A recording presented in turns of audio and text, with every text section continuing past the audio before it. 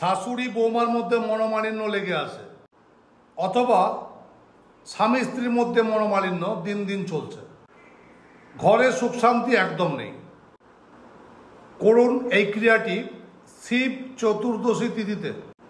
একবার করুন, সারা জীবন ফল পাবেন। নমস্কার, রাজুদার পবিত্র বাণী অনুষ্ঠানে মহারাজ শীতলালের চ্যানেলে সকলকে জানাই সুস্বাগত। বন্ধুরা কেমন আছেন? আশা করি গুরু বামদেব তারা মাইকি পায় সকলে ভালো আছেন, আমিও ভালো আছি। তার আগে বলি বন্ধুরা, জীবন মানে সমস্যা মানে সমাধানের রাস্তা নিশ্চয়ই আছে। যদি মনে করছেন বশীকরণ, বিদ্বেষণ, সম্মোহন, উচ্চাটন, শত্রু দমন, বিবাহ, বিদ্যা, কেরিয়ার, ব্যবসা, বিভিন্ন জায়গায় আপনার সমস্যা আসছে, বা আপনি যাকে ভালোবাসছেন সে আপনাকে ছেড়ে চলে যাচ্ছে, তাহলে এক্ষুনি যোগাযোগ করুন এবং ফোন করে বুকিং করুন চেম্বারের জন্য। আগামী 7/3/2025 তারিখে আমাকে পাচ্ছেন বেহালা চেম্বারে। 8/3/2025 আমি থাকছি কলকাতা সোদপুর চেম্বারে। 9/3/2025 আমাকে পাচ্ছেন পূর্ব মেদিনীপুর মেচেদা চেম্বারে। 10/3/2025 আমি থাকছি দমদম চেম্বারে। আমার কাছে আসতে গেলে অবশ্যই কনফার্ম বুকিং করতে হবে, তাই কনফার্ম বুকিংটি অবশ্যই তাড়াতাড়ি করে নেবেন।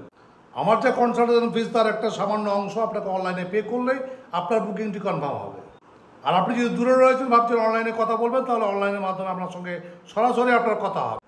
তার জন্য আমার কনসালটেশন ফিস যেটা রয়েছে আপনাকে আগে পে করতে হবে। তারপর আপনি আমার পার্সোনাল হোয়াটসঅ্যাপ নাম্বার পাবেন, যেখান থেকে আমি আপনাদের সঙ্গে কথা বলি। সেখান থেকে সরাসরি আপনার সঙ্গে আমার বাই ফোন হোয়াটসঅ্যাপ কলিংয়ের মাধ্যমে কথা হবে।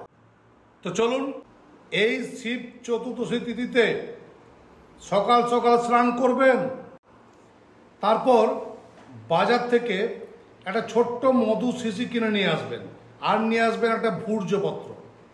সেই ভূর্জপত্রতে আপনি যাকে বশীভূত করতে চাইছেন, যদি আপনি শাশুড়ি হয়ে থাকেন, আপনি বৌমাকে বশীভূত করতে চাইছেন, তাহলে বৌমার নামটি আগে লিখুন, তারপর নিচে প্লাস চিহ্ন দিয়ে আপনার নামটা লিখুন, তারপর লিখুন বৈশ্যম কুরু কুরু স্বাহা।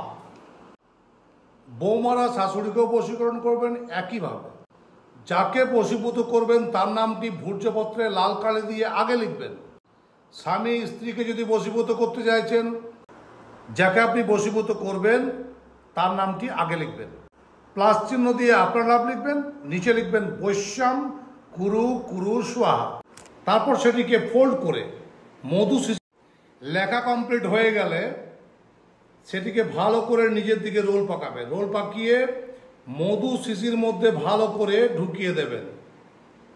এইবার মধু শিশিটিকে হয় আপনি আপনার কোনো গোপন জায়গায় রেখে দেন, নইলে অশ্বত্থ গাছের গোড়ায় পুঁতে দেন, নইলে শ্মশান ভূমিতে গিয়ে পুঁতে দিয়ে আসুন। মিরাক্কেল রেজাল্ট করে দেখুন। কতখানি আপনাদের মধ্যে যে মিলনটা কোনোদিন ছিল না, সেই মিলন আপনারা দেখতে পাবেন। দুজনের মধ্যে কতখানি বন্ডিং শুরু হবে আপনারা আশা করতে পারবেন না। তাই করুন, ভালো ফল পাবেন।